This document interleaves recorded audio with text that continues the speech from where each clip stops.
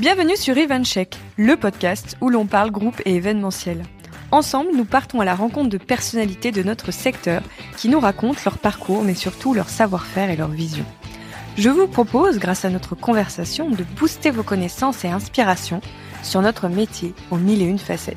Je suis Clémence Ferraud, CEO de BookingCheck, et votre hôte sur ce podcast. Bonjour à tous et bienvenue sur ce nouvel épisode d'EventCheck. Aujourd'hui, j'accueille Marjolaine Lévesque qui nous vient de Hotel Partner, mais je ne vais pas vous en dire plus car comme d'habitude, c'est Marjolaine qui va tout nous raconter. Bonjour Marjolaine. Bonjour Clémence. Tu vas bien ? Ça va super bien et toi ? Ouais, super. Hâte de découvrir les dessous du revenu management. C'est la première fois qu'on fait un épisode sur ce thème ici. Et ça fait longtemps que je cherchais la bonne personne, donc je suis ravie. Est-ce que tu nous expliques peut-être un petit peu ton parcours pour qu'on comprenne ce que tu as fait, qu'est-ce qui t'a amené à ce que tu fais aujourd'hui et qu'est-ce que tu fais aujourd'hui ? Oui, bien sûr. Alors moi, je suis un pur produit de l'hôtellerie. Alors n'ayant pas fait d'études dans l'hôtellerie, je suis arrivée un petit peu par hasard dans ce job. Comme pas mal de gens, commencé en tant que saisonnière et puis, je suis restée vraiment par passion, hein. C'est un métier qui anime. Je pense qu'il y a pas mal de tes auditeurs qui diront, la même chose.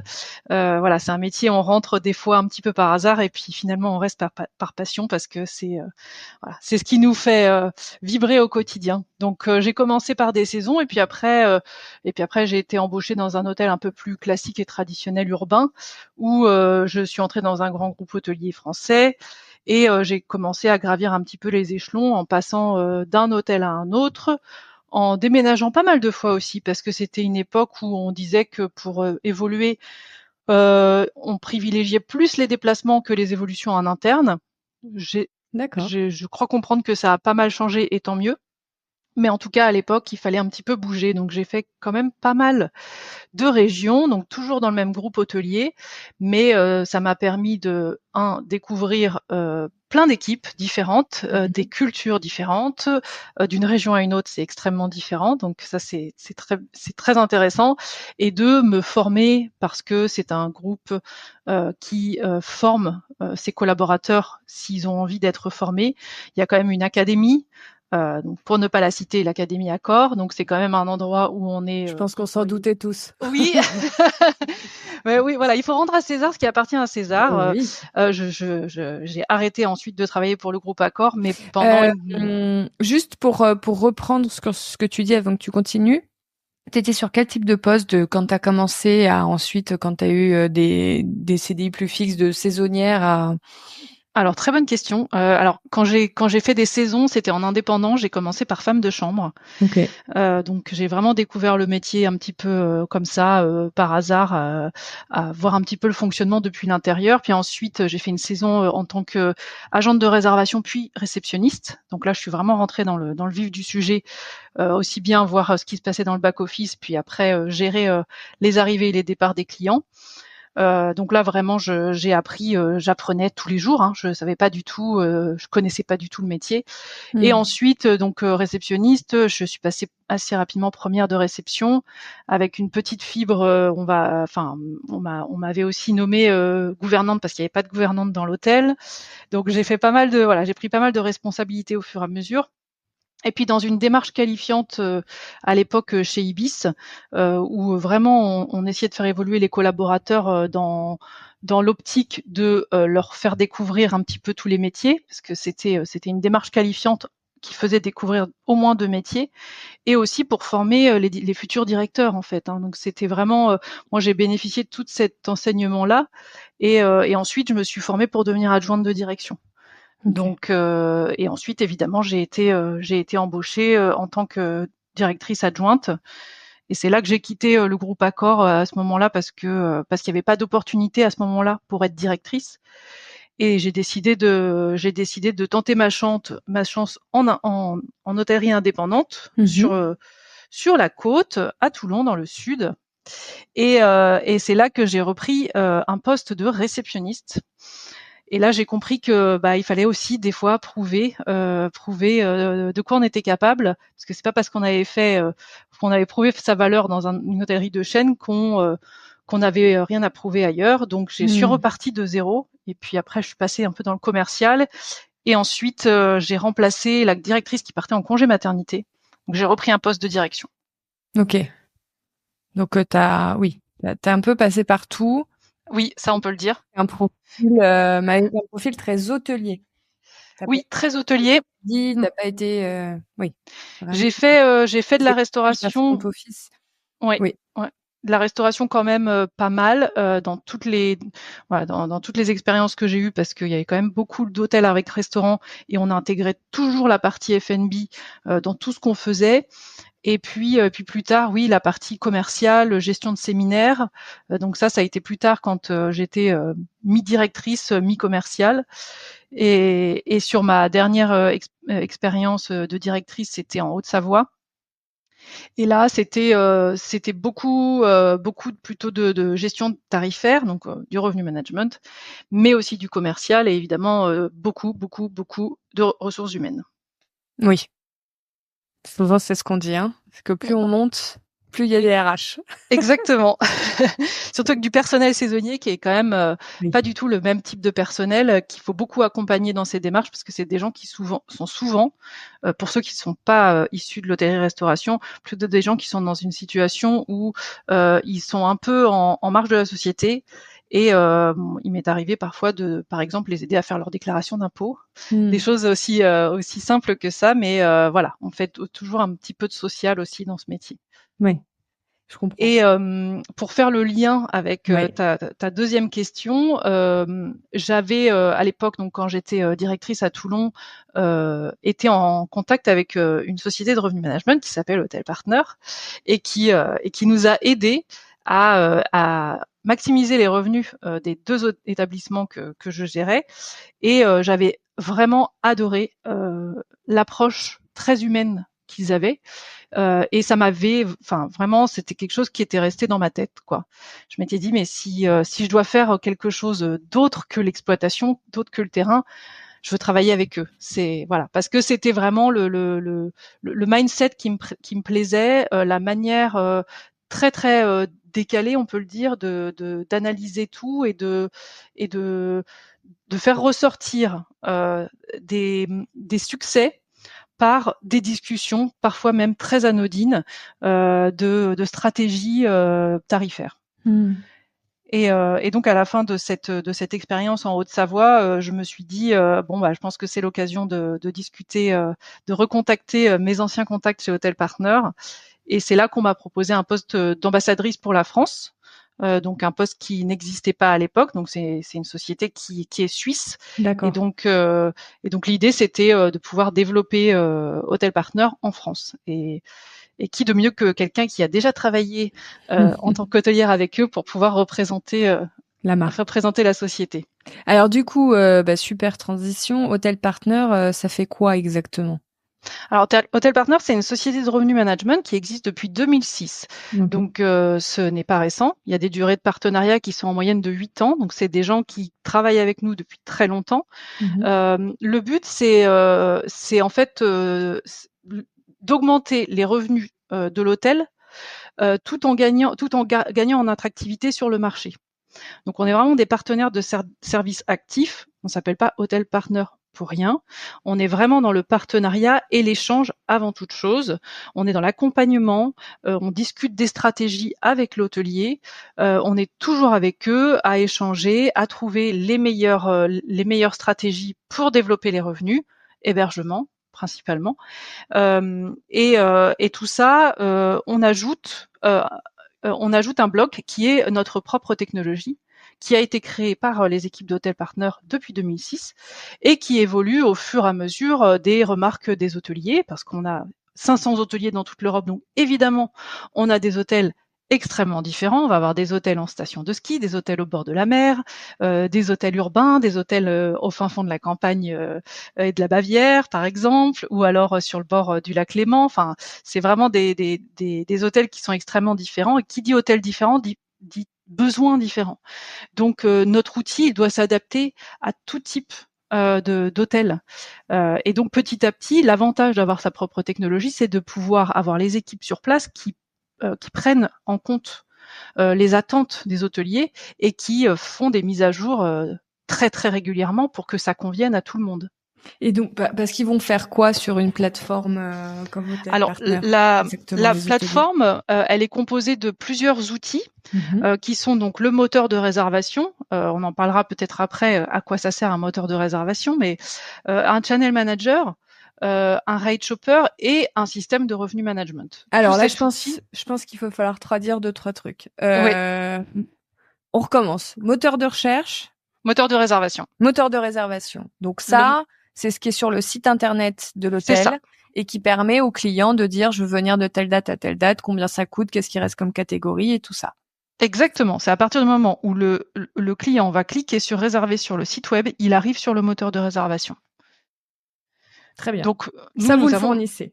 On le fournit et on fait en sorte qu'il soit cohérent par rapport au site web. C'est quelque chose que ça va pas sauter aux yeux du client. Oui, il va avoir une continuité, une homogénéité par rapport au site web. C'est souvent je parle de marque blanche, c'est-à-dire que vous essayez vraiment de vous effacer derrière la marque du client, juste en apportant l'outil technologique, mais pas le design. C'est exactement ça. Tu as très bien résumé. Très clair. Merci. Le channel manager est un outil qui va distribuer les chambres. C'est-à-dire que c'est lui qui va prendre les informations de disponibilité de l'hôtel et qui va envoyer les informations aux différentes plateformes. Les plateformes, ça peut être le fameux moteur de réservation, mais ça peut être aussi les OTA, ça peut être aussi tous les systèmes intégrés, ça peut être les GDS. Alors, pareil, ça peut être... je vais donner des exemples parce que je sais que parmi nous, il y en a pour qui ça va être plus ou moins clair. Donc, OTA, c'est Online Travel Agency. Vous en connaissez tous, je vous rassure, ceux qui nous écoutent, parce que vous avez certainement déjà réservé dessus. Les plus connus font des pubs à la télé. Vous avez Booking.com, par exemple. Et donc, en fait, parce que ça, dans l'événementiel, aujourd'hui, ça n'existe pas. Voilà. Alors, en événementiel, on met tout dans le même paquet. On appelle ça un peu apporteur. Voilà, avec chacun ses particularités, mais c'est la grande famille des apporteurs en ligne et rien n'est connecté. Donc, un établissement qui fait de l'événementiel va devoir aller se connecter à chaque plateforme, ce qui est très lourd. D'accord. Mais dans l'hôtellerie, sachez que ça existe. Donc, en gros, le channel manager, ça va vraiment être comme une petite bulle au milieu entre votre outil qui permet de savoir que Monsieur Dupont il est dans la 207, que donc la 207 elle est réservée, mais donc qui va faire un peu une photographie et qui va dire ok ils ont combien dans telle catégorie, à combien ils ont mis les prix, est-ce qu'il y a des options avec, sans petit déjeuner, des annulations plus ou moins faciles. Donc il va prendre toutes ces informations là qui sont dans votre logiciel et il va aller les donner à tous ces apporteurs. Donc, dans l'hôtellerie, on verra avec Marjolaine, il y a plein aussi de familles d'apporteurs. Bon, elle vient d'en citer notamment avec les OTA. Et au lieu que vous alliez vous connecter à chaque site d'apporteur, et ben en fait, un outil comme Hotel Partner va faire le lien. Il va envoyer les informations automatiquement. Pour l'événementiel, c'est de la science-fiction, ce que je suis en train de raconter, Marjolaine. Okay. C'est pour ça que j'explique. Ce serait la révolution internationale que les apporteurs se connectent, du coup, à des outils comme nous, plutôt Booking Check, qui vont être l'équivalent pour avoir la disponibilité, pour avoir les options, etc. Bref, aujourd'hui, c'est vraiment tout est manuel. Voilà. Donc, dans l'hôtellerie, ça n'est pas le cas. Ça peut être automatisé avec de la techno. Et Hotel Partner le propose. Donc ça, c'est le channel manager. C'est ça. Ensuite, nous avons le rate shopper. Qu'est-ce que c'est un rate shopper? Alors, comme son nom l'indique, il va faire du shopping pour aller chercher les prix. C'est-à-dire que c'est un système automatisé qui va aller chercher les prix de la concurrence directement. On va donner des informations en disant sur les 20 hôtels qu'il y a à 1 km, sur 1 km de rayon autour de l'établissement concerné, on veut aller chercher les informations de prix pour la première catégorie ou la dernière catégorie, quel type d'offre est sur un OTA par exemple. Et ça, le rate shopper va analyser les prix du nombre d'hôtels qu'on met dans ce panier. Voilà, ça c'est le troisième outil. Ouais. Et le quatrième outil, c'est le système de revenu management. Donc c'est un système avec des règles qui est évidemment très très différent selon les sociétés qui fournissent cette solution-là. Nous, notre solution, elle est basée sur des règles. Elle fonctionne évidemment avec des algorithmes et elle va bouger. Quand je dis bouger, c'est parce que ça veut dire augmenter ou baisser les prix. Elle va bouger les prix en fonction de un certain nombre de critères qu'on va lui donner. Les critères, ça peut être l'augmentation ou la baisse des tarifs par rapport à la concurrence, ça peut être la météo, ça peut être un événement, ça peut être beaucoup de choses. Voilà. Les critères, c'est nous qui les déterminons avec l'hôtelier en fonction de lui ce qu'il estime être pertinent et nous ce qu'on estime être pertinent. Donc ça peut être extrêmement différent selon une région ou une autre, même une ville ou même un nombre d'étoiles. Ok, très clair. Donc en fait, ça c'est comme si pour ceux qui ne font que de l'événementiel, c'est un petit peu comme si vous analysiez pareil, haute saison, basse saison. Je pense on va prendre un domaine de réception qui fait du mariage. Vous aurez peut-être pas forcément le même prix un lundi qu'un samedi, et vous aurez peut-être pas forcément le même prix en hiver qu'en été, et vous n'aurez peut-être pas forcément le même prix si vous êtes un domaine de mariage de luxe ou si vous êtes juste une salle très simple et que vous faites de la location d'espace brut. Voilà. Si je traduis. C'est exactement ça, et c'est exactement ça, tout à fait. Le système, c'est que c'est vraiment du pricing dynamique et que les prix qui sont déterminés par ce fameux système de revenu management qu'on appelle RMS, ces prix vont être envoyés à ce qu'on appelait justement le channel manager, qui va l'envoyer sur tous les canaux qui sont distribués par l'hôtel. Donc c'est un cercle en fait. Les outils se parlent. Exactement, les outils se parlent et c'est intéressant justement qu'on ait, nous, Hotel Partner, la connexion, que tout soit vraiment interconnecté, comme ça on assure l'entièreté de la distribution de l'établissement. Et donc, juste pour terminer au niveau de cet outil, c'est pareil, ils sont très très différents selon les sociétés qui proposent cette technologie. Nous, notre technologie, les prix peuvent changer toutes les 4 minutes. Donc, c'est ce qu'on appelle vraiment du pricing dynamique. Dans certains hôtels, on va avoir un tarif été, un tarif hiver ou un tarif basse, moyenne, haute saison. Nous, on va avoir 10 tarifs différents qui peuvent changer dans une même journée, par exemple, par catégorie de chambre. Donc, est-ce que vous adressez une certaine catégorie d'établissements ou est-ce que tous les établissements auraient besoin d'être aussi pointus, selon toi? Alors, c'est une très bonne question et c'est une très bonne réflexion. Moi, je pense que le revenu management s'adapte à n'importe quel type d'établissement. À partir du moment, j'ai envie de dire, je vais être vraiment très, on va dire, ça va être très empirique, mais à partir du moment où l'hôtel a plus de 2 catégories de chambres, on peut faire du revenu management. Parce que à partir du moment où il y a 2 catégories de chambres, on peut jouer sur les prix. On peut faire vraiment de la flexibilité, de l'ajustement, avoir une vraie stratégie. Si l'hôtel a 50 chambres, mais une seule catégorie de chambres, c'est quand même compliqué de faire quelque chose. Voilà. Okay. Et le revenu management, c'est toujours plus intéressant sur un établissement qui a déjà des bonnes performances. Si l'hôtel a déjà des bonnes performances, c'est que l'hôtelier sait que son hôtel fonctionne bien, mais qu'il peut faire mieux.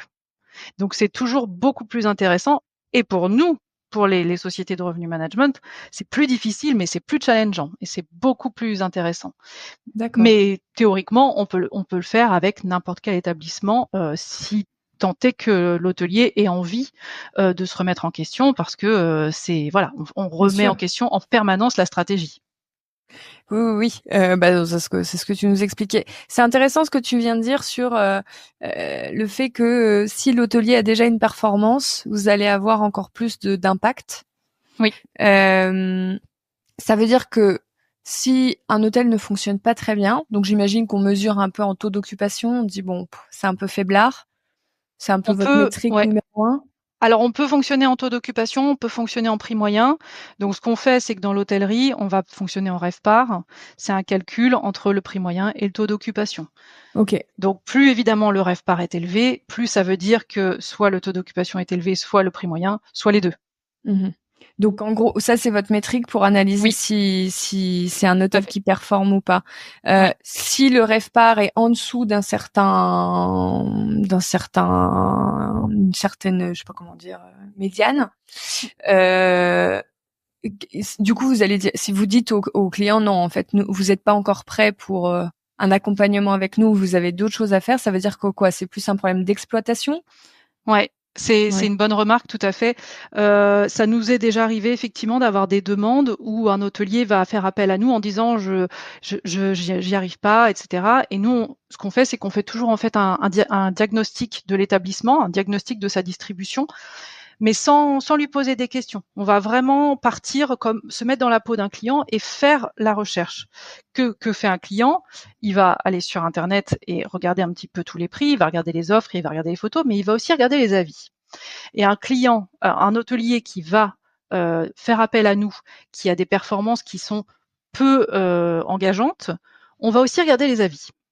Et si la note Google, la note Booking, les notes sont très très importantes pour les choix, pour les décisions d'achat des clients. Donc, D'accord. si la note est vraiment basse, on va lui dire, on pense que vous avez un autre travail à faire avant ça. Avant ça. Ok. Ça veut dire que son équipe est peut-être pas stable, mais son produit surtout n'est peut-être pas conforme à ce que le client recherche.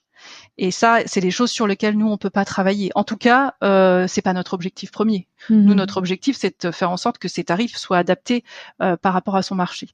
Donc, il y a des choses, on peut pas, voilà, on va pas reconstruire des murs, on peut pas racheter des On va matelas pas pour lui. remettre la bonne gamme. Oui, oui. C'est ça, exactement. Ah oui. Ok, mais c'est très intéressant parce que ça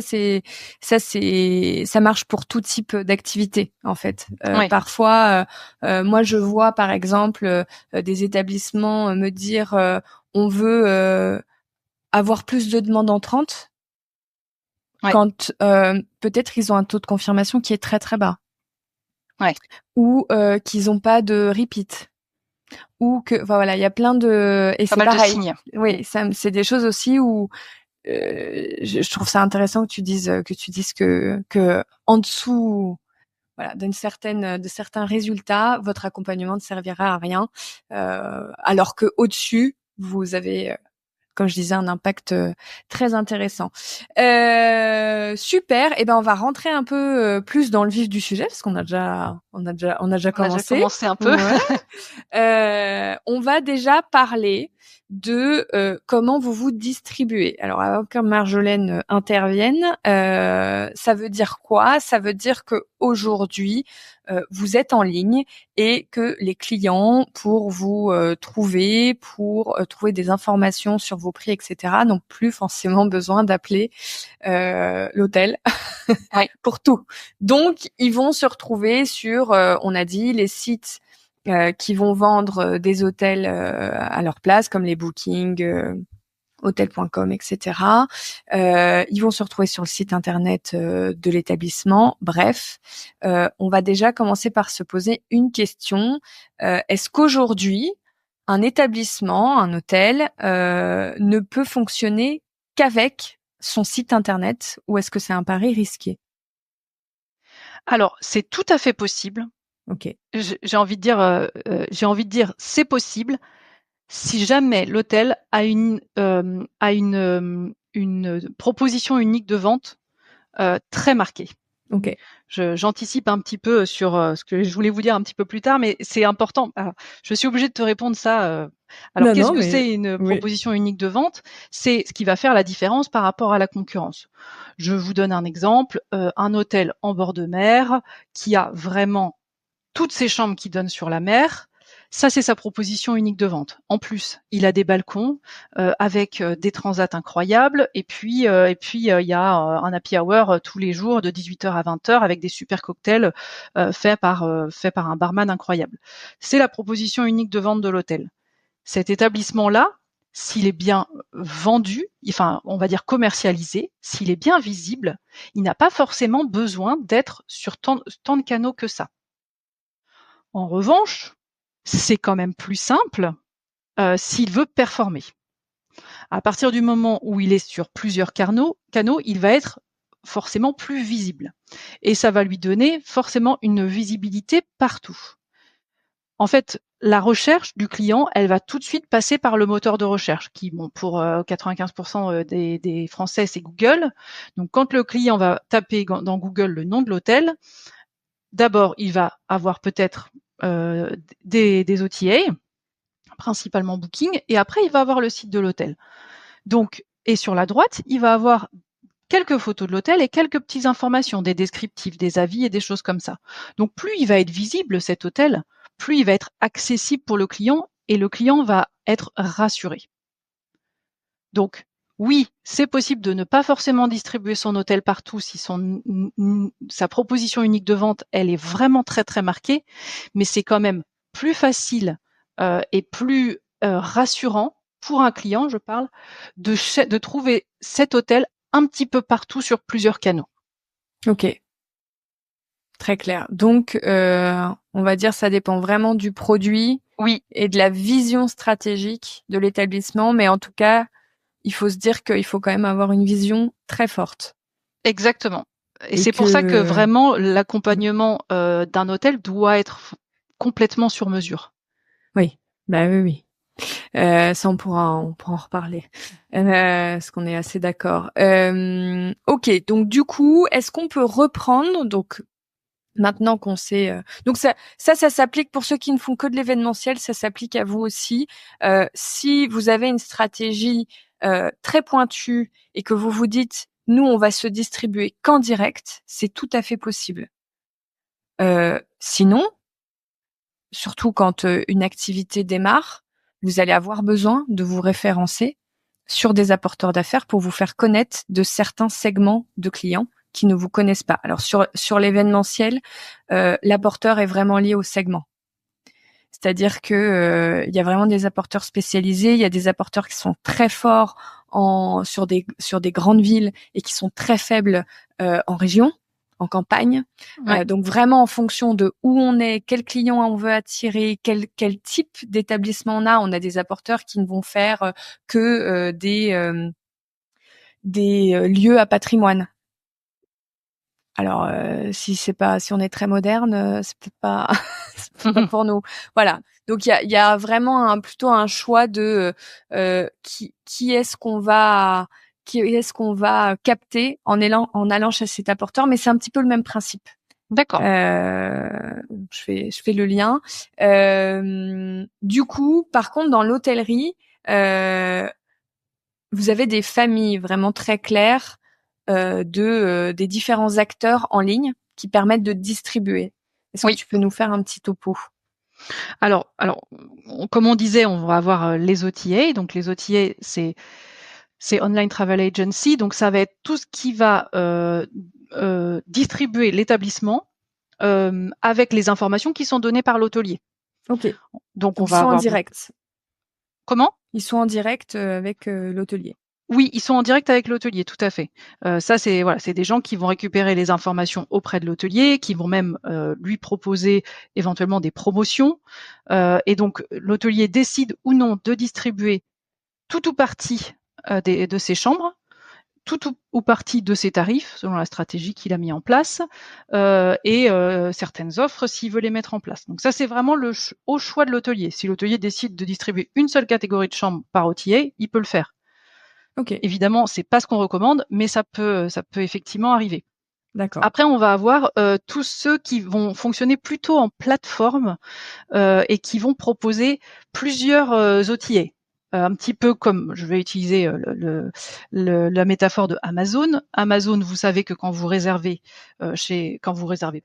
commandez un produit, des formations professionnelles, quand vous commandez un produit chez Amazon, ce n'est pas le fournisseur Amazon qui va vous donner le produit. Ça va être tous les gens qui travaillent avec Amazon qui vont vous fournir le produit. Donc parfois, effectivement, quand vous arrivez sur un site, vous allez choisir l'hôtel que vous voulez, la chambre que vous voulez, le tarif que vous voulez, mais vous savez pas vraiment sur quelle plateforme vous avez réservé. Et ça, c'est quand même assez fréquent et c'est même des fois un petit peu confusant.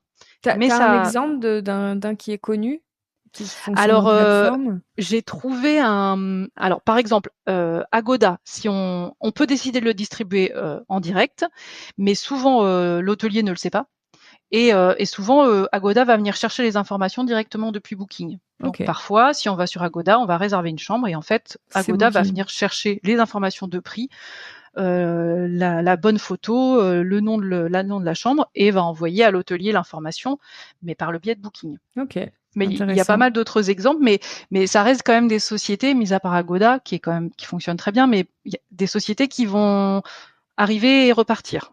Voilà. OK, OK.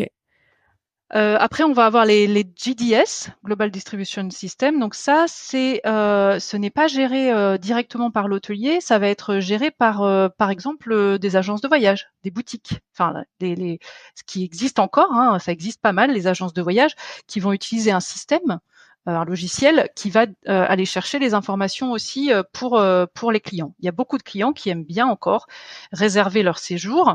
Donc là, on parle plutôt de séjour packagé avec un vol, un hôtel, une navette. Ça va fonctionner avec un GDS. Et donc le GDS va aller chercher les informations de la même manière sur chaque plateforme, donc sur l'aérien, sur la navette et sur l'hôtel, et ensuite va envoyer les informations à l'hôtel.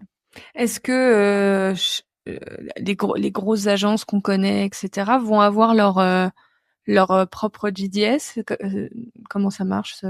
Alors il y en Il a y a quoi? plusieurs. Vous avez Amadeus. Il y a pas mal d'outils en fait qui fonctionnent depuis probablement 40 ans, si je dis pas de bêtises, qui fonctionnent depuis vraiment très très longtemps.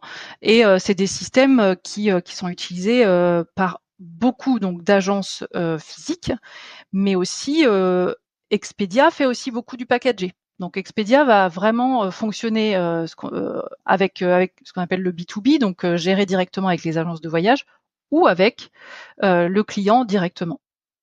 OK. Mais si par exemple je vais chez, j'en sais rien moi, Kuoni, Oui, bah ça, ils, voilà, ils ont certainement des qu'ils GDS fonctionnent derrière. avec Amadeus, ouais. OK. OK, super. Voilà. Et après, bah, il y a la vente directe, il y a le client qui appelle à l'hôtel. Bien sûr, quand Et ça, même. alors, selon les établissements, on oublie parfois, mais selon les établissements, il y en a qui fonctionnent énormément avec le téléphone. Principalement, les établissements qui vont avoir, par exemple, des gens qui vont réserver plutôt en loisir pour des grands séjours, du séjour d'une semaine, par exemple une station de ski. Le client a besoin d'appeler l'hôtel pour savoir comment va être constitué, va être constituée sa chambre, s'il y a de la place pour mettre les affaires, parce que quand on va faire du ski, on a beaucoup d'affaires. Euh, Savoir s'il y a un ski room, enfin voilà, l'accès aux pistes, des choses comme ça. Et parfois, selon cette typologie d'établissement, le client a encore besoin d'appeler parce qu'il va pas forcément trouver les informations qu'il recherche lui-même sur le site internet de l'hôtel Mmh. ou sur les OTA. OK. Et d'ailleurs, alors pour revenir tout à l'heure, moi je disais que dans l'événementiel, on va vraiment avoir un choix de nos apporteurs en fonction de la cible qu'on veut avoir. Est-ce que il y a une exploitation stratégique de tous ces acteurs en ligne, de toute cette distribution, de se mettre sur certains, pas sur d'autres, de privilégier les des offres attractives sur les GDS, GDS en français j'imagine, VS les OTA. Oui, tout à fait. Alors, les GDS, ça va être un petit peu plus compliqué dans le sens où c'est pas distribué tout de suite par l'hôtelier. Donc, c'est des informations qui vont être envoyées, mais on peut signer des contrats avec justement ce type de système. Et là, ça va vraiment être du tarif négocié. Donc, ça va être un tarif, par exemple, négocié à l'année. Ou alors Mais avec est-ce que du coup est-ce que avec ces systèmes-là, je vais avoir une garantie où on va je sais que je vais vendre un minimum de 100 nuitées? Est-ce Alors que ça, c'est possible aussi avec des tours opérateurs. Donc ça, c'est encore un autre système. on n'a pas vu? Euh, le- le- C'est Ça ne infini. s'arrête jamais, c'est infini. Je vais essayer de le faire en résumé. Les tours opérateurs, donc c'est pareil, c'est des gens qui vont vendre des packages, des formules tout compris avec le séjour. Toujours sur la métaphore du ski, le forfait du ski, la navette de l'aéroport à l'hôtel et évidemment l'avion. Ces gens-là vendent du forfait, donc là, ça va être TUI, ça veut être ces grandes agences-là, et ils vont s'engager à vendre un certain nombre de nuitées à l'hôtel. Ok. Ça, c'est un engagement contractuel pour que l'hôtelier ne se retrouve pas avec des chambres vides en plein mois de janvier. Voilà. Donc l'objectif, c'est d'avoir un matelas, en fait, un matelas de réservation auprès de ces tour opérateurs sur toute une saison, par exemple. Ok. Et là, ça peut être distribué par les GDS, mais ça peut être aussi distribué en direct avec une saisie manuelle dans le système de réservation. D'accord, c'est-à-dire que il y a le tour opérateur va appeler parce qu'il a des clients ou les clients du tour opérateur vont appeler en se présentant. Le tour opérateur va appeler. C'est toujours de la vente indirecte. Oui, c'est ça. C'est de professionnel à professionnel. C'est ça, tout à fait. Ok, très clair. Ok. Et donc, par rapport à ta question sur l'exploitation stratégique de OTA, alors le fonctionnement, c'est que c'est toujours pareil, ça dépend énormément du type d'hôtel et de la typologie de clientèle. Donc avant toute chose, il faut savoir si le client est intéressé par une offre loisir ou une offre affaires, une offre été, une offre hiver, etc. Donc ça, c'est un énorme travail à faire en amont avant de choisir à quel OTA on veut se rattacher. En sachant qu'il y en a quand même énormément, il y en a partout dans le monde. Donc l'objectif, c'est d'avoir la possibilité et l'opportunité, je dirais, de se connecter à ceux qui vont apporter le plus de revenus à l'hôtelier. Et ça, pour savoir, il faut tester. C'est aussi beaucoup du test and learn, c'est-à-dire que la stratégie de l'hôtelier, c'est de vendre évidemment au meilleur prix, au meilleur tarif net, sans passer par les commissions, sauf qu'il veut aussi être visible. Donc c'est un équilibre à trouver. Donc l'objectif, c'est de trouver la meilleure opportunité de vendre et de distribuer ses chambres. Et pour ça, il faut tester n'importe quel OTA. Alors peut-être qu'on se rend compte qu'on va avoir de la clientèle japonaise. Alors on va se rattacher à un OTA japonais, ou un hôtel se rend compte qu'il a de la clientèle autrichienne. Et ben, il va chercher un OTA autrichien. Et ça, c'est des choses que chez Hotel Partner on fait en fait. On va suggérer et on va nous-mêmes rattacher notre channel manager à tous ces OTA. Et si ça fonctionne pas, on arrête et puis on réessaye d'autres. D'où l'importance après d'avoir de la donnée stockée pour analyser. Oui, tout à fait. Surtout sur les typologies de clientèle, parce que c'est vrai que ça, c'est quelque chose qu'on peut pas vraiment inventer. Oui. Et puis on peut avoir des effets. Moi, je me souviens quand, par exemple, sur la même journée, on gère 5 réservations d'une même typologie de clients, on va se dire ce mois-ci j'ai eu énormément de X, alors que ça peut être un effet. Tout à fait. Quand on regarde les chiffres, on se dit pas du tout. Ouais, tout à fait. Ouais, il faut faire attention au subjectif. Ouais, c'est ça. Et c'était ce jour-là. Et c'était moi. Donc exactement. Ok. Est-ce que pour toi, il y a des risques par rapport aux OTA? Est-ce qu'il faut être vigilant sur certaines choses? Est-ce qu'il faut quand même privilégier au maximum son direct, ou ça dépend encore une fois de la typologie d'établissement qu'on a? Alors, je pense que c'est très important d'être visible sur un maximum de canaux utiles. Évidemment, être sur un canal qui t'apporte une chambre par an, ça n'a aucun intérêt. Surtout si tes photos ne sont pas belles et que tu ne gères pas le contenu de cet OTA. Donc ça, il faut faire très attention. Mais il faut arrêter de croire que Booking est l'ennemi. Désolé, on continue à le citer, mais c'est vrai que c'est souvent moi ce que j'entends de la part des hôteliers en disant moi je veux faire plus de revenus, mais je veux pas vendre plus de chambres sur Booking. Alors, ok, très bien, ça on l'entend, mais par contre, comme en général, quand on commence à travailler avec un hôtelier et qu'on commence à lui faire vendre plus de 30% de chambres par rapport à ce qu'il faisait avant, et que oui, Booking en fait partie, finalement il est très très content. Donc c'est toujours pareil, hein, il faut toujours équilibrer. Le but, c'est de faire du revenu. Donc en revenu management, en théorie, on est complètement décorrélé des coûts. Alors bien sûr, on est quand même logique, on devient pas complètement, ça devient pas complètement incohérent. Le but c'est pas que l'hôtelier dise voilà, j'ai une facture incroyable de Booking à cause de vous, non ça va pas, ça me convient pas. Donc on va vraiment toujours équilibrer et s'assurer que l'hôtelier il trouve son compte. quand je dis il trouve son compte, c'est qu'il a un retour sur investissement, évidemment, que ça lui coûte pas plus cher que ça lui rapporte. Donc c'est toujours, voilà, nous notre objectif c'est toujours qu'il ait un retour sur investissement de x10 par rapport à ce qu'il a dépensé, soit en commission, enfin voilà, ou éventuellement peut-être même en marketing. Mais là c'est plutôt en commission. Oui, oui, oui. Donc toujours équilibré, s'assurer que on est visible correctement sur tous les canaux pour que le client n'ait pas forcément envie d'aller que sur Booking pour réserver, mais pourquoi pas sur le moteur de réservation du site internet de l'hôtelier. Et d'ailleurs, vous avez cette politique de pousser vos hôteliers à avoir des prix plus attractifs en direct ou pas forcément? Alors c'est possible, ça va dépendre. C'est-à-dire par exemple un hôtelier qui va être extrêmement dépendant de Booking. Alors il faut quand même pas oublier que Booking a 3 niveaux de Genius. Donc Genius c'est moins 10, moins 25% de réduction par rapport au tarif affiché. Et après il peut avoir par exemple du surclassement gratuit. Donc il est très compétitif et il propose toujours quelque chose de mieux entre guillemets que s'il réservait sur le site web de l'hôtel. Donc qu'est-ce qu'il faut faire? Plutôt que d'avoir une meilleure proposition de prix, c'est plutôt d'avoir une meilleure offre.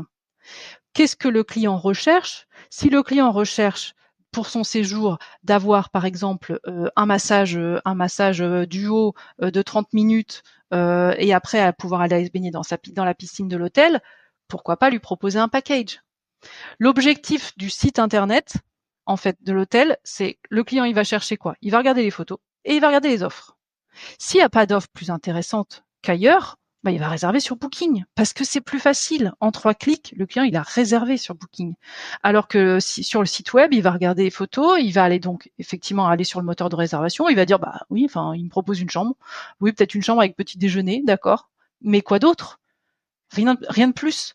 Alors que quelque chose qui va lui donner envie, en plus, ça permet d'avoir de la vente additionnelle, quelque chose qui va lui donner envie de venir, qui va le rassurer, qui va lui dire, bah, on n'est pas qu'un hôtel, on est autre chose, on propose une expérience beaucoup plus globale.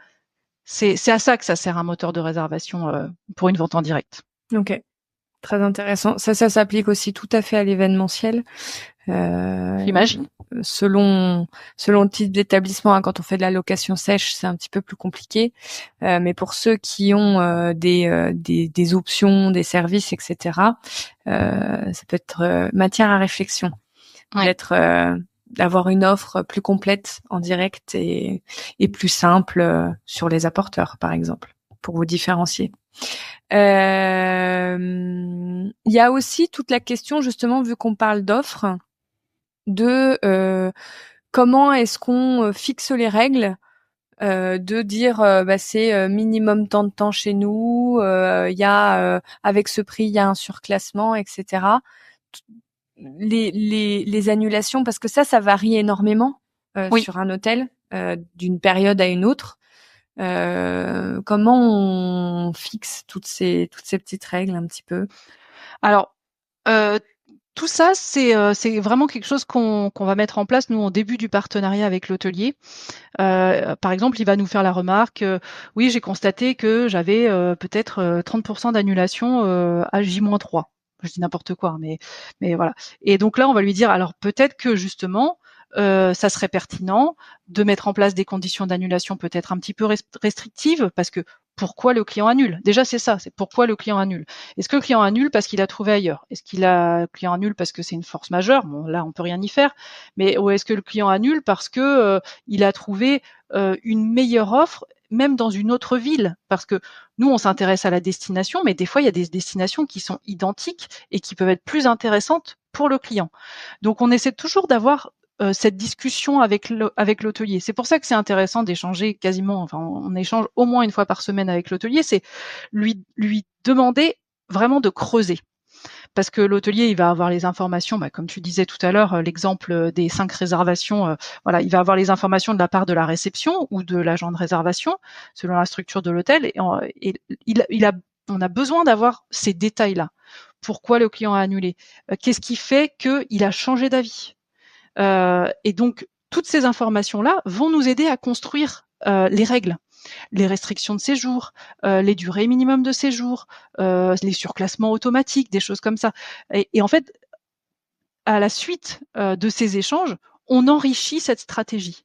Donc finalement, je réponds pas entièrement à ta question parce que ça dépend vraiment de l'établissement. C'est-à-dire que le surclassement automatique, on va peut-être le mettre en place uniquement quand l'hôtel est à 30% d'occupation, parce que ça va nous aider à alimenter et à remplir l'hôtel et faire fonctionner notre stratégie d'augmentation de revenus. La durée minimum de séjour, elle est peut-être valable uniquement sur tout le mois d'août parce qu'on se rend compte que c'est plus simple pour nous, pour les femmes de chambre, pour les services petit déjeuner et tout ça. Donc ça peut être aussi par rapport à un système organisationnel de l'hôtel. Donc on prend en compte aussi tous ces aspects-là. Moi, j'avais un client qui me disait, moi, alors lui, il a 7 chambres familiales, 7. Il me dit, j'ai pas besoin de ces chambres. Je souhaite pas que toutes mes chambres familiales soient occupées par des familles parce que j'ai pas la place dans ma salle petit-déj. Ça paraît bête, on se dit bah mince, alors on va peut-être trouver des solutions pour votre salle petit-déj. Il dit non, il y aura pas de solution, je peux pas pousser les murs. Ok, donc là on essaie de trouver avec lui ce qui est le mieux, sans dégrader son prix moyen, sans qu'on perde cette augmentation de revenus, mais voilà, peut-être faire du surclassement et mettre des gens qui voulaient une chambre supérieure dans une chambre familiale parce elles ont la même vue, etc. Donc c'est tout ça, c'est travailler avec l'hôtelier sur comment on peut optimiser par rapport aux informations qu'on récupère, les vraies informations du terrain en fait. Ok. Et pour continuer sur cet aspect-là, est-ce que toi tu penses qu'il faut justement être assez moi je vois par exemple quand je fais des réservations d'hôtels ou parce que je passe aussi beaucoup de temps à regarder des sites d'hôtels. Est-ce qu'il faut être alors, pardon. En fonction des moteurs de recherche sur les marques d'hôtels, il n'y a pas le même niveau de détail sur est-ce qu'il y a le petit déjeuner, quelles sont les conditions d'annulation, est-ce qu'on a le droit à un extra bed pour un enfant, à quel prix ou gratuitement. C'est plus ou moins précis. Est-ce que selon toi, plus on est précis, mieux c'est? Oui. Alors plus on est précis, mieux c'est. En revanche, il faut pas en faire un roman. Oui. Okay. Il faut vraiment être précis et succinct. Précis, succinct, efficace. Comme tu disais, l'exemple du lit supplémentaire ou du lit bébé ou ce qu'on va appeler les add-ons en fait en hôtellerie, ça doit apparaître sur le moteur de réservation. Ça fait partie des choses qui, rapportent du revenu très facilement et deux, rassurent le client. En fait, l'objectif, c'est vraiment que le client soit rassuré quand il va réserver dans l'hôtel. Normalement, s'il a réservé, s'il est allé sur le moteur de réservation du site internet de l'hôtel, il doit trouver toutes les informations et en théorie, il n'a pas besoin d'appeler derrière pour dire bon alors j'ai bien fait la réservation, est-ce que vous pouvez me confirmer que ça c'est bon? Et la plupart du temps, on va dire 8 appels sur 10, c'est quelqu'un qui va appeler parce qu'il a besoin de se rassurer, parce qu'il n'est pas sûr que ça a fonctionné. Et ça, c'est problématique. Donc un moteur de réservation, il est là pour rassurer et avoir du revenu facile pour du lit supplémentaire ou pour un massage ou un petit déjeuner. Et alors voilà, bon exemple sur le petit déjeuner. Est-ce que tu penses qu'il faut sur des choses aussi évidentes que du petit déjeuner où il y a quand même de grandes chances que le client en ait besoin? J'imagine. Enfin, là-dessus j'ai aucun chiffre, mais je me dis que ça doit bien marcher la vente de petit déjeuner le matin. Est-ce que ça paraît évident qu'il faut toujours faire un tarif avec petit déjeuner inclus. Pareil, moi je vois souvent des expériences en ligne, en direct, où on a la chambre et après on se retrouve dans une liste où on doit justement aller faire cocher ce dont on a besoin ou pas, et finalement on n'a pas tout à fait à la fin. On n'a pas tout à fait le tarif de départ, donc on est un peu perdu parce qu'on savait pas combien coûtait le petit déjeuner quand on a réservé que. Enfin, bref. Oui, tout à fait. Est-ce que pour toi, sur des évidences, des basiques, voilà, le petit déjeuner, ou même je suis un hôtel un peu paumé, je vais forcément faire un package avec la demi-pension, parce que je pense aux hôtels de ski, t'en parlais, j'imagine, enfin. J'imagine. J'ai servi dans ces hôtels-là, donc je savais qu'on avait beaucoup de pensionnaires. Est-ce que ça paraît évident ou au contraire, est-ce que ça paraît dommage de pas travailler sur des packages parce que on va perdre du client qui va dire oh, c'est compliqué leur truc. C'est exactement. Enfin, je trouve que tu as bien résumé, c'est-à-dire que ça va dépendre des établissements. Il y a des établissements où évidemment il vaut mieux au moins du bibi et encore mieux de la demi-pension sur des établissements où on est un peu au milieu entouré de vaches, où on est sur une station de ski parce que ça a du sens et que le client quand bien même il va vouloir peut-être une chambre sèche, on va perdre vraiment une opportunité. Parce que on sait que ça va être le petit déjeuner, c'est facile pour lui. Il va peut-être juste prendre un café ou des œufs brouillés ou alors évidemment il y a des gens qui vont manger beaucoup plus parce qu'ils vont aller faire du ski, mais c'est quelque chose qui est facile à vendre. Sur d'autres structures plus urbaines, je dirais que il vaut mieux pas imposer le petit déjeuner parce que déjà on va plus avoir de la clientèle business et peut-être justement proposer du petit déjeuner express qui marche très très bien en urbain. Et donc, dans ces cas-là, il faut avoir ce type d'offre en ayant un texte un peu marketing qui dit on vous fera pas perdre du temps ou quelque chose comme ça, parce que évidemment pour une clientèle business, le temps c'est vraiment une ressource dont il a Ou même besoin. à emporter le fait de pouvoir. Exactement, Oui, c'est ça, tout à fait. Donc c'est surtout complètement adapter l'offre à la demande liée à l'établissement. Et en fait, le revenu management, ce n'est que ça, c'est adapter l'offre à la demande. Et donc là, tu parlais de services additionnels, mais les catégories de chambres, c'est pareil. On adapte l'offre à la demande. Une famille a besoin d'une chambre famille. 3 motards qui vont se balader sur l'école, ils ont besoin d'une chambre triple parce que ils ont moins de budget et ils ont juste besoin d'un lit confortable et de prendre une douche. Et par contre, ça, c'est des gens qui adorent prendre le petit déjeuner parce qu'ils sont moins pressés. Et un cycliste, par exemple, faut lui faire une formule petit déjeuner compris et peut-être même un petit snack à emporter. Voilà. Donc ça peut être des choses qu'on peut vraiment mettre sur le moteur de réservation pour faire de la vente additionnelle facile et surtout être en cohérence avec notre clientèle. Alors là, pour ceux qui font de l'événementiel, qui nous écoutent, je pense à vos formats simples. Quand vous vendez de la réunion, vendez de la réunion avec une pause. Eh oui. Directement, faites directement 2 prix. Comme ça, le client n'a pas à jouer à chaque fois au Lego et rajouter des couches. Faites des locations de salles, matériel compris. Et après, vendez en extra s'ils veulent de la personnalisation, s'ils veulent des logos sur je sais pas quoi, des carnets de notes, je dis n'importe quoi. Voilà, là vous pouvez dire ça a un coût supplémentaire. Mais ça marche aussi pareil sur alors les journées d'études, c'est quand même bien dans la culture de l'événementiel, donc souvent ils ont vous avez des offres complètes. Mais moi je vois parfois des établissements qui n'ont pas de journée d'études sans déjeuner. Où le client a besoin que vous sortiez le déjeuner parce qu'en fait ils veulent sortir. Ils veulent aller s'aérer. Faites un partenariat.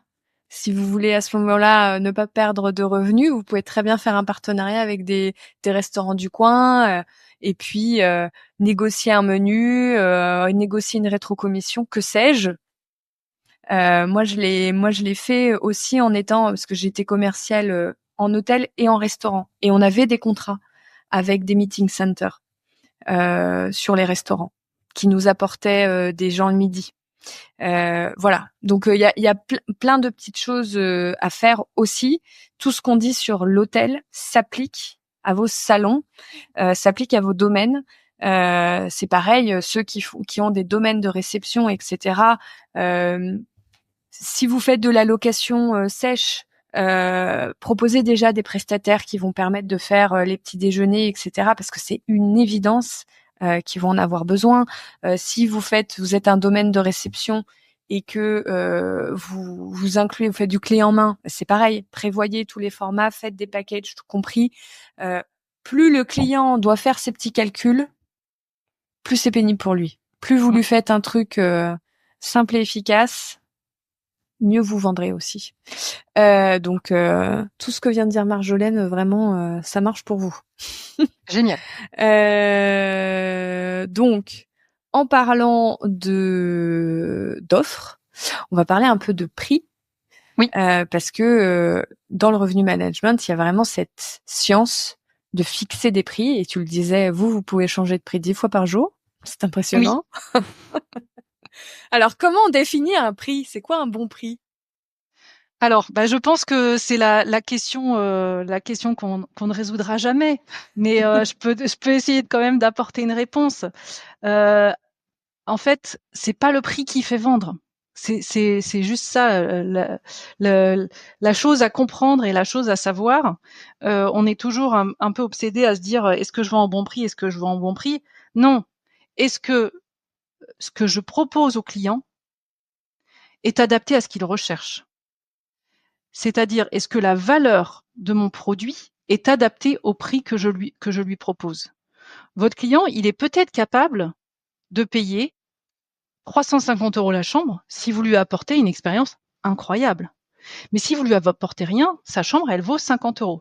D'ailleurs, ça me rappelle une anecdote. Je me souviens, j'avais un directeur d'hôtel qui me disait qu'à une époque, ils ont fait pendant une semaine une espèce de campagne à l'hôtel et il fallait que ce soit le client de l'hôtel. Donc il arrivait à l'hôtel, il avait réservé sa chambre et on lui disait aujourd'hui c'est vous qui choisissez le prix de la chambre. Et donc ça a duré pendant une semaine. Donc évidemment il y a des gens ils disaient 2 €, il y a des gens qui disaient 150 €, etc. Donc ça devait être assez rigolo. Évidemment ça n'a pas duré longtemps. Mais pour autant, ce qui est ressorti, c'est que la plupart du temps, le prix qu'il donnait était supérieur à ce que l'hôtelier avait décidé de vendre. Donc comme quoi, il faut vraiment se dire, évidemment, on va pas appeler tous les clients en disant vous êtes prêts à payer tel prix. Mais moi, je me souviens que ça m'est arrivé, ça arrivait une de mes collègues à moi qui souvent disait aux clients, mais quel est votre budget dans le sens quel prix vous êtes prêt à vendre, à mettre, pardon, pour cette chambre. Et souvent, le client donnait un prix comme ça, et puis elle disait bon, ok, c'est bon. Et pourquoi pas? Moi, j'ai envie de dire, à partir du moment où la chambre est vendue à un prix cohérent par rapport au marché, pourquoi pas? Donc, pour vraiment répondre à ta question, ce n'est pas le prix qui fait vendre, c'est le prix que le client est prêt à donner pour la valeur du produit qu'on lui donne. C'est la valeur perçue, c'est ce qu'on. Exactement. Ouais. Alors là, je peux aussi encore. Je pense qu'il y a des exemples qui vont tous vous parler tout de suite. Le coût d'un sac de luxe, mais un sac qui n'est pas fait sur mesure dans les ateliers, qui est fait des grandes usines. Évidemment, ce coût va être anecdotique par rapport au prix vendu. Qu'est-ce qui fait vendre? C'est la valeur perçue. En Palace, on nous disait toujours, ayant eu la chance de faire pas mal de temps en Palace, que finalement le prix de la chambre importait peu. Tout à fait. Parce que c'est pas ce que viennent chercher les clients. Ils viennent chercher le fait que ils vont être dans un certain environnement, avec des personnes qui comprennent leurs codes, leurs attentes, qu'ils vont avoir un service exceptionnel, qu'ils vont retrouver leurs petites habitudes, etc. Parce qu'il y a une grosse clientèle d'habitués. Enfin voilà, en fait, on est sur des niveaux où si disons que le prix logique de la chambre en faisant des calculs était de 600 € sur un palace, mais en fait, ça marcherait pas parce que les gens s'attendent à un minimum de 1 500 €. Ouais. Et donc, on peut pas aussi. Donc, il y a vraiment un côté de valeur perçue. Et puis après, évidemment, quand on prend un lit dans une auberge de jeunesse, si on met le lit à 600 €, ça... on va pas en vendre beaucoup, je pense. C'est le prix psychologique. Voilà. Donc c'est juste pour donner des exemples pour ceux qui nous écoutent. C'est ça qu'on entend par valeur perçue. C'est que en fonction quand tous les jours, quand on fait nos courses, quand on achète un vêtement, quand on réserve des vacances, on a une perception de ce qu'on va consommer. Et donc ça a un prix. Et c'est valable aussi auprès des hôteliers. Parfois, ils ont l'habitude de vendre leur chambre à un certain prix. Et quand on leur dit mais il y a de la demande, est-ce que vous êtes prêts à aller au-dessus? Eh ben, il leur faut toujours un petit moment de réflexion. Parfois, ils sont pas prêts parce qu'ils disent non, c'est trop cher, je m'imagine pas vendre cette chambre à ce prix-là.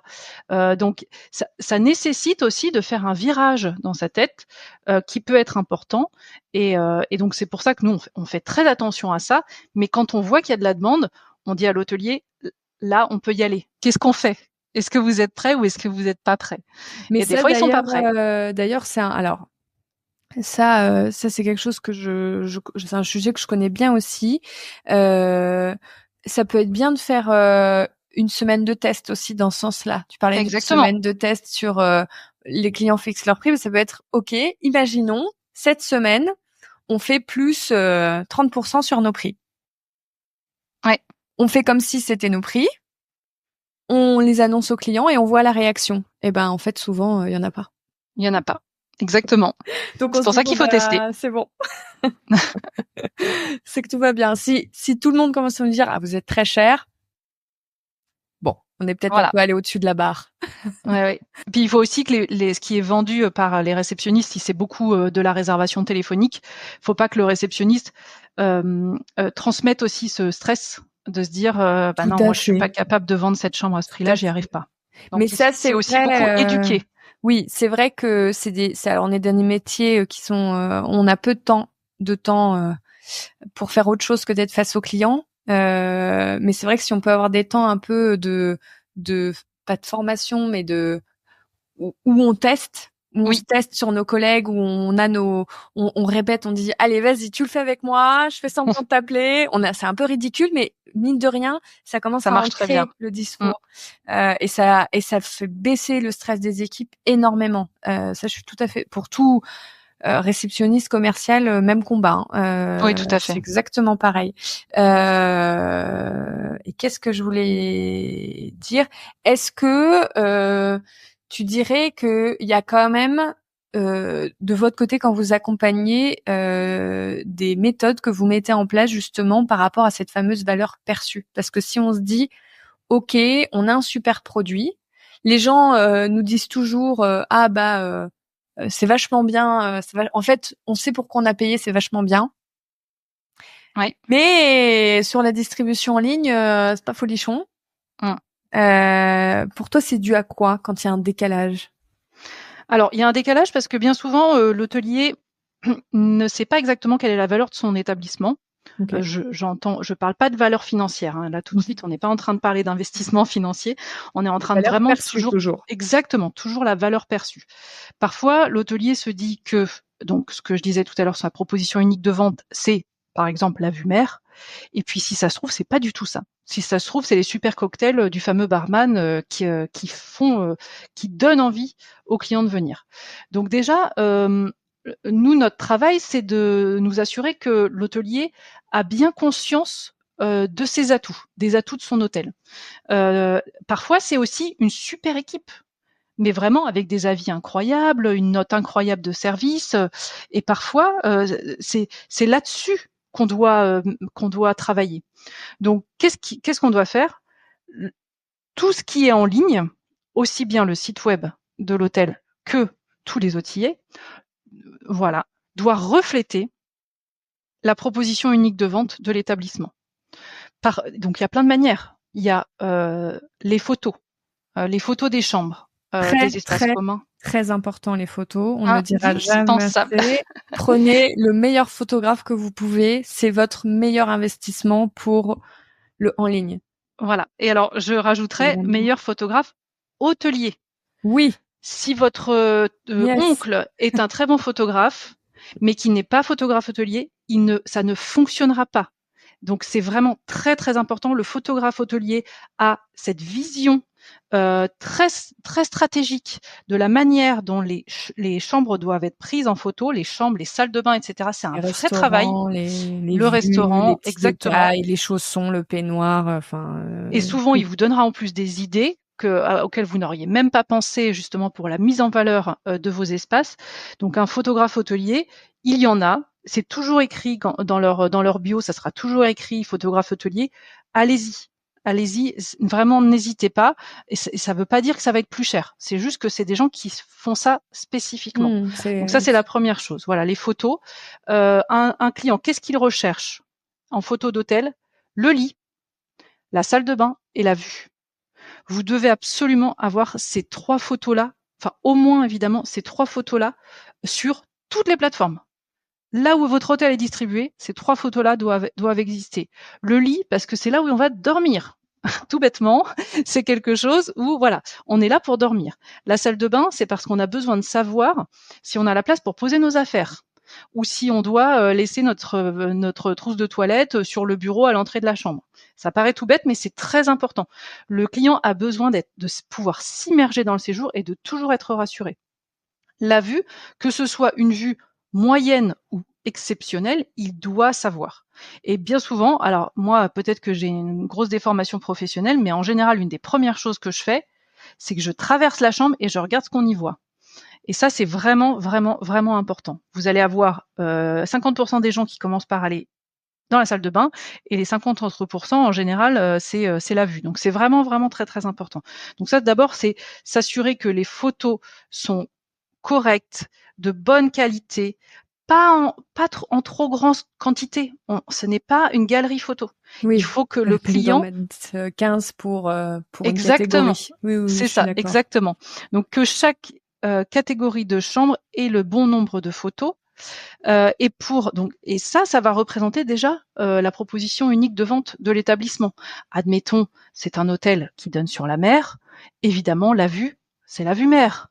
Si c'est s'il y a certaines chambres qui donnent sur l'arrière, par exemple sur le maquis, voilà, je parle de la Corse, eh bien, c'est très bien. On voit qu'il y a une vue maquis, mais c'est important pour le client de pouvoir s'imaginer comment va être son séjour. Oui, je suis assez d'accord aussi là-dessus. Parfois, on a tendance à se dire, oh là là, on va pas montrer les autres vues que la vue star. Ouais. Erreur. C'est ça. Ouais, Erreur. tout à fait. Même pareil, lieu événementiel, même combat. Les photos, même combat, et les différentes prises de vue, même s'il y a des vues qui vous paraissent plus banales, c'est parce que vous êtes tous les jours dedans. Donc n'ayez pas honte il vaut mieux être honnête parce qu'il n'y a pas d'ascenseur émotionnel le jour J.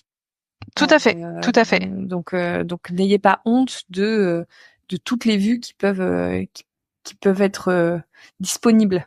Exactement. Le nom des chambres est très très important aussi. Okay. Effectivement, il y a des hôteliers qui adorent avoir des noms de chambres un peu chantants et exotiques. Moi, j'ai envie de dire OK, mais à partir du moment où ça parle à votre client. Si vous voulez appeler votre chambre ananas ou marguerite, OK, mais pourquoi? Est-ce que votre client va comprendre ce que vous voulez dire par là? Si vous appelez une chambre exécutive, est-ce que dans la tête du client, ça a du sens? Donc ça, c'est vraiment important. Il vaut mieux mettre une chambre, juste chambre double. Des fois, parce qu'au moins, on sait qu'elle est double, qu'il y a un grand lit. Parfois, il vaut mieux mettre ça plutôt que mettre un truc qui ne va pas du tout parler à la cible. Et évidemment, dans les noms des chambres, la proposition unique de vente, elle doit s'exprimer. Donc, si c'est une chambre vue mer, eh bien, chambre double vue mer, tout simplement. Et il y a un balcon, chambre double avec balcon. Ça paraît vraiment être une évidence, mais ce n'est quasiment jamais le cas. À part quand on commence à travailler avec un hôtelier, souvent, c'est là-dessus qu'on travaille en premier. Et ça fait vraiment la différence. Et ensuite, dans le descriptif, ça c'est vraiment important. Pareil, pas de roman, pas de galerie photo, pas de roman. On est sur quelque chose, un descriptif succinct, court, efficace, où on va encore une fois expliquer la proposition unique de vente de l'établissement. Oui, c'est quand on dit court, c'est quelques lignes. Hein, c'est vraiment quelques lignes. 2-3 phrases maximum. Oui. Disons que ça là, on parle du moteur de réservation. Si vous avez envie de faire du blabla, c'est sur le site web. Oui, tout à fait. Le site web, c'est le blabla. Le moteur de réservation, là, et puis les autres plateformes, Booking, Expedia, là, c'est vraiment du concret pour donner les informations et refléter encore une fois la proposition unique de vente de votre hôtel. Magnifique. Et donc là, tu penses que on a une bonne base? Là, on a vraiment une bonne base et vraiment rien que ça, c'est déjà beaucoup. C'est game changer, véritablement. Magnifique. Merci. On arrive à la fin déjà de cette session. J'ai trop parlé. Non. On a couvert tout ce qu'on devait couvrir. J'espère que ça vous a plu à tous parce que c'était dense. Donc j'espère que vous avez sorti vos petites notes. Merci encore Marjolaine pour tout ce savoir et puis au plaisir de se retrouver pour continuer le plongeon dans ces sujets de revenus. J'ai hâte. À bientôt. À bientôt Clémence. Au revoir. Au revoir.